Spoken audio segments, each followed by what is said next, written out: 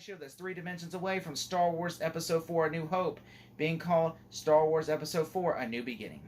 I'm your host, 3D Jake, and today we're looking at Star Wars Episode 4 A New Hope, or referred to as Star Wars, released in 1977.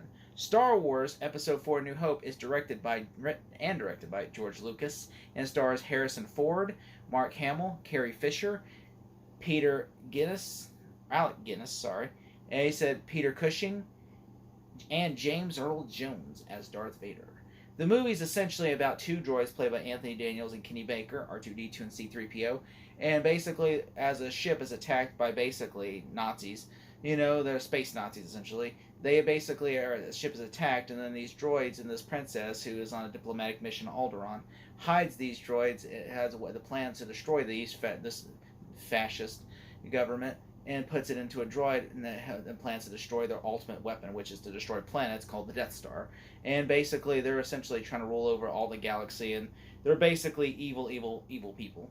And there's a guy called the Emperor who basically is sitting on top of all this throne, while the Darth Vader is like his second in command, rules below and oversees all the other operations. Then you have a lower one called, Tarkin, Governor Tarkin, who sees everything else. And so basically they have lines of succession and all that. And I really do like that this movie came out in 77, and it feels like a very linear story. Compared to, you don't have to start... If you started with Empire, you'd be confused. Or if you started with Attack of the Clone, you'd be confused. Maybe if you started Phantom Menace, you wouldn't be confused. But, this movie is essentially... You start with this movie, and you could finish it. You don't even have to watch the other ones, because it's okay, it wrapped itself up. But, you know what? Empire kind of continues it, and I really like that. You could just pop this movie in, watch it as you go. And I really like that. And this movie does, when it came out in 77, George Lucas did not think this movie was going to be well received at all. And so George Lucas, said, Fox even didn't have no faith in it. And they said, George Lucas said, can I keep the merchandising rights to the movie? And they're like, sure. And then, worst mistake ever, because then George Lucas became a billionaire off of that. Because the movie was not only successful, it was one of the highest grossing, I think it was the highest grossing movie of 77. And on top of that, it sold a hell of a merchandise line. On top of that, it made George Lucas a household name and built the legacy of what he is worth, which is $5 billion. And so, this is literally and also, we got so much IP from this franchise because of one movie. This movie could have flopped. And then it would have still, I think, been an interesting movie if it would have flopped. Because people would say, it's actually a decent film. People now would probably be wanting to remake it. But they're like, that was an interesting movie, man. It would have been cool to see what happens next.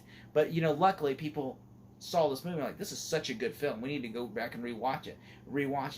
And I think Star Wars, when you think of a movie that, oh, man, it's a pop culture iconic film. But when it first came out, no one had faith in it, and then you watch it, and you're like, oh my god, and then it just becomes this thing. We've seen movies that are like, oh, this movie came out and it flopped. But then, later on, it became a cult classic, But Star Wars is like the opposite effect, where when it came out, it was, people saw it, and, it became big, and then it became just the highest grossing franchise of all time. And so I think, nowadays we see that a lot with John Wick, and we've seen that with Indiana Jones, and we've seen it with this movie and that movie and so forth, to where it's like, oh, this movie does well, and then it becomes franchise, and it makes more and more and more movies, And so I think that's what's interesting with Star Wars is kind of the first movie to do that. Because used to, you just do one film, and then that's it. And if you ever did a sequel, it'd have to be completely different than what the original was, because, for instance, Bride of Frankenstein is not really a sequel to Frankenstein, it's more of its own thing in a continuity. While if you look at Star Wars is a direct sequel, Empire is a direct sequel to Star Wars. And so I think that's what's unique about this movie. I do like the performances overall. I think that Mark Hamill is a great Luke Skywalker. Harrison Ford, I love this, is just that smuggler Han Solo, is just sitting in that bar, and he's like, sitting there, and then, he's just talking shit to Obi-Wan, and I'm saying, he goes, they're like, this guy's ripping us off. Luke Skywalker's like, this guy's flipping us off. And then he's like, who's gonna fly it, kid? He said, you know how to fly it? And, just, kind of, just, this shitty, being really shitty to him. And then he's like, he calls this shit a piece of junk. He goes, you're gonna watch it, kid. You're gonna be flying home somewhere else, And just stuff like that is just what really makes him such a cool smuggler character. On top of that, the guy goes to kill him, and then he has his gun ready to shoot him. And then he kills that dude. Yes, Han shot first. And so, also that's so cool. And I also like how, the princess, yes, basically is just someone a damsel in distress. Yes, that is true. But she does become a better character later on in the other series. But I do like that, she doesn't like give up what she is. Like she doesn't just get, she gets tortured, and yet she doesn't really give it in until like when they stick that needle and it's just so creepy. I like how the transition is. The needle comes in, the door closes, and you see a stormtrooper walking by. I mean, that's just, it's so iconic. And on top of that, I like the visual shots of like the storm, like of like the droids just walking in the desert, and then you see the Jawas just come and pick them up and everything. I like that. You see, like it looks so real. It doesn't look like a fake movie. And even like the scenes where they're on the Death Star, it doesn't look fake. I mean, it just the visual effects also look really good, especially they're on like the, obviously, yeah, some of the visual effects look outdated. I admit that, but it does look interesting to see how far we've gone from what we are now. Like nowadays, it's all complete, but you could tell like the ships look real and just the space is what looks fake. But nowadays, everything just looks, it's all fake.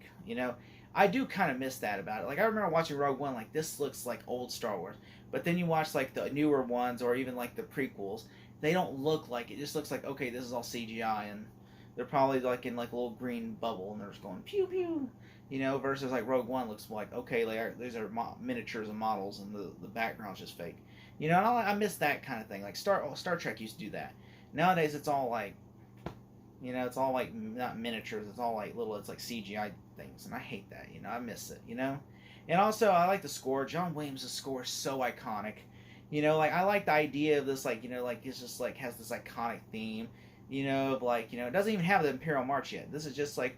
But it has this idea, like the first 5 minutes of the movie is just starting with war, and then you hear and then they'll start with a space battle where the stormtroopers like pew pew pew pew, a big shootout, and then so the bad guy walks through, looks like he's wearing an opera cape and he's breathing heavily, and you think he's just, you don't want to mess with this dude, and then on top of it he's just killing somebody because he's trying to get information out of him, and then eventually you realize he's a Jedi too, and that Luke Skywalker goes there to find this old hermit who is a Jedi. And then you find all this stuff about Clone Wars and all this cool information. And then, of course, you see them, too, like Darth Vader and him have history. So when they finally face each other, like, oh, it's good versus evil. And then, Darth Vader and them fight while he distracts, while then Luke and Han escape. And all of a sudden, he sacrifices his own life so that way they could escape. And it's just so iconic and cool. And also, then, of course, they, they're able to they both get what they want. They get the location of the rebel base, and then they get how to blow up the Death Star, and then they launch an assault on the Death Star to destroy it, and it's so cool because they're both going to destroy each other, and whoever one of them's going to come out the victor, and the odds are it's looking in the Empire's favor versus the Rebel Alliance.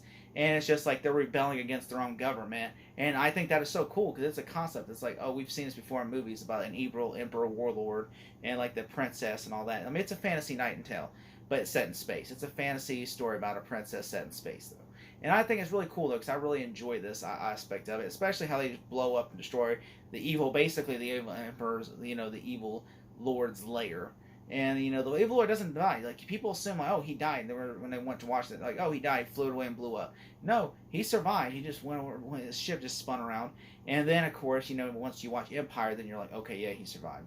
And I do like that, everything, and at the end, it just ends with them being rewarded. Like, oh, we blew up the Death Star. And it never really tells you, did, they destroy, the Empire?